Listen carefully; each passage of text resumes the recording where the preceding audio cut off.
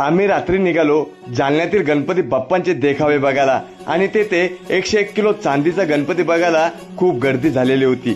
तसंच तिथे छान छान प्रोग्राम पण चालू होते. तिथून आम्ही निघालो बडी सडक तेथे, तर गणपती बाप्पांचे वेगवेगळे स्वरूप आम्हाला बघायला भेटले आणि आमचे 2 मासे शुभम आणि अभि बघा कसे खाण्यात दंग झालेले होते.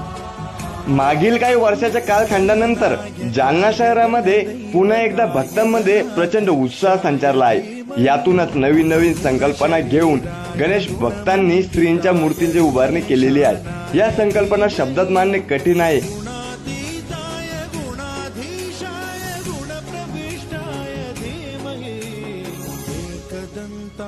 वक्रतुंडाय गौरीतनयाय धीमहि गजेशानाय भालचंद्राय श्री गणेशाय धीमहि.